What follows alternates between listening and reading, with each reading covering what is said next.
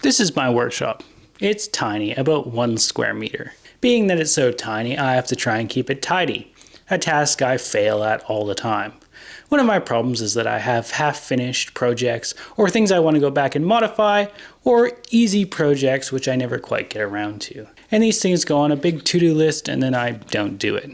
But today, we're going to change that. Inside this cabinet here is a couple of the projects that I need to do. There's a bunch in here, but I think what we'll tackle first is the one on top. This is a wall-mounted Wi-Fi weather widget I built for a previous video. It has a little ESP here, voltage regulator and power supply, and in fact I think it still works actually, does it? However, I don't actually use it at all. The form factor for this, the fact it needs to be taken down to recharged, and I don't really have a good spot for it in the apartment meant it just went into my closet, never to be seen again. However, this is a cool little project and I quite like it. So today what I'm going to do is rehouse this. I'm going to build a little freeform desktop kind of sculpture and housing for this, and then we're going to turn the power source from this little lithium ion to some sort of solar system. So it can sit there, I never have to worry about recharging it, I can always have the time and date on demand, as well as whatever today's weather is. So let's draw up a game plan for this and get started. So first, a solar cell will charge up a battery bank made from some NiCad batteries. The charge level of these batteries, the voltage level, will be monitored by a charge controller, which will be an ATINY85 here.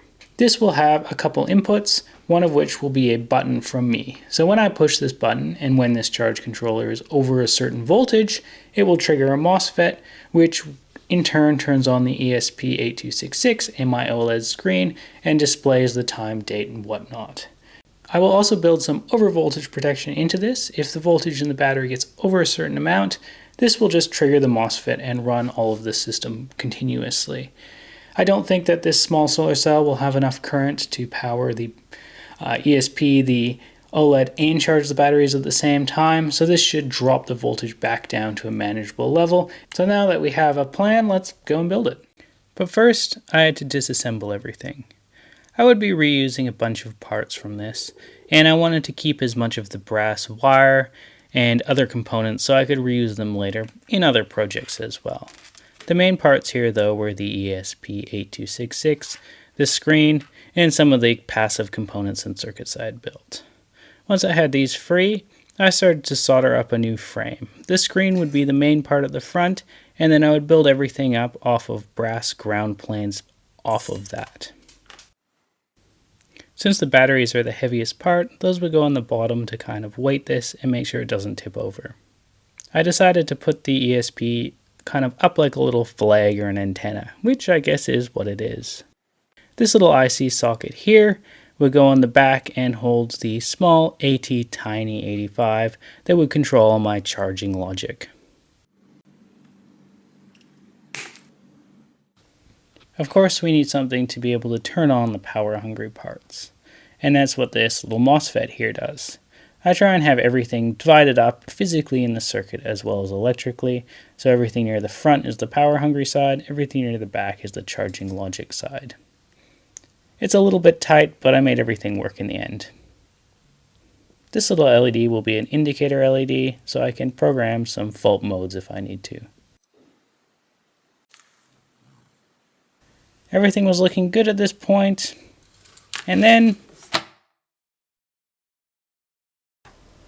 my MOSFET didn't work, and that's because I didn't read the datasheet, and it turns out that this turns on between 2 and 4 volts. Since this is running at about 2.5 to 3 volts, it never actually turned on.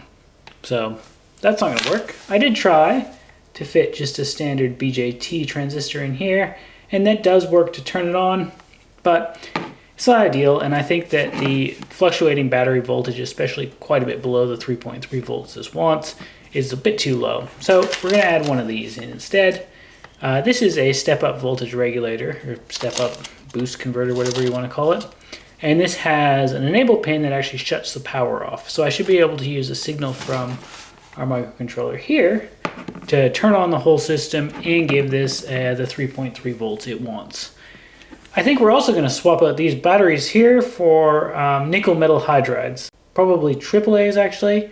because I actually have quite a bit more capacity than this, and I think it'll work fine in trickle charging. I might just have our inline resistor. So let's do that and then hopefully get this thing working. First, I removed the old parts of the switching circuit so I could fit the new, larger, more complicated boost module in there. This again was a bit of a tight fit, but everything was relatively straightforward to wire, and it turned out pretty well in the end. It almost looks like an old vintage computer with a little memory or processing cards stacked one on top of the other.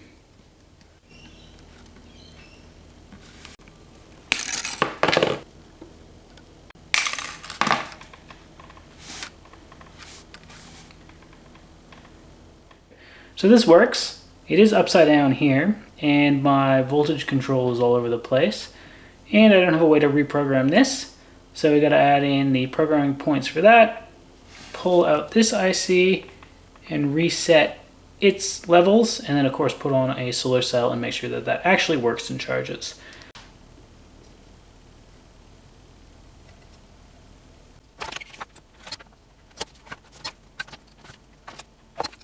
This is now mostly done. So we've got all of our chips soldered in, all the pull up, pull down resistors. You can see the incredibly complicated bit of wiring here.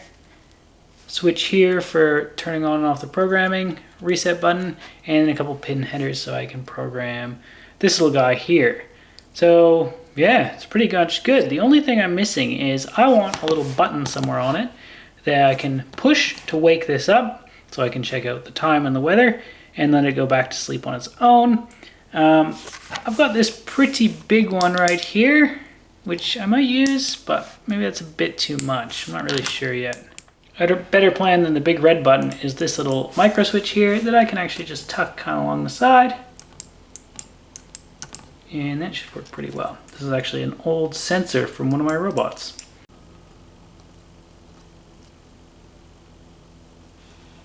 You know what's funny? All of these projects are always like, oh, I'll just do this as a quick follow-up.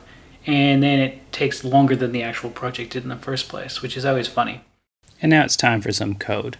I'd be mostly reusing the code from my previous iteration of this project with a couple minor changes, mostly getting rid of the animations to try and save some battery life, and obviously flipping over the screen and such so that you could actually read it in this orientation. My setup to program this is pretty funny. It's USB-C to USB-A, USB-A to like micro or mini USB, ISP programmer, and then a super janky set of jumpers to connect to the ESP there. But it works. One somewhat funny thing was I didn't have a 3.3 volt power supply to power this off, so it actually ran off its internal battery power when programming it. So if it turned off midway through, I'd probably brick this little ESP. But I didn't, and it worked. And this is the end product. It took a little bit longer than the quick weekend project I thought it was going to be initially, but hey, that's how things go.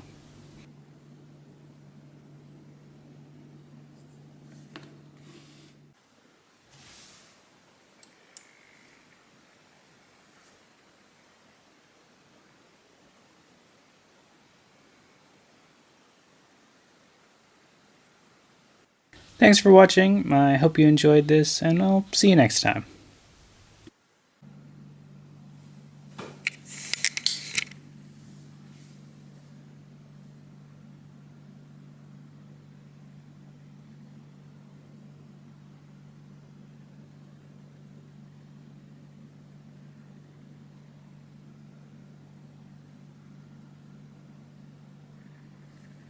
Wow, there's still so much stuff in here.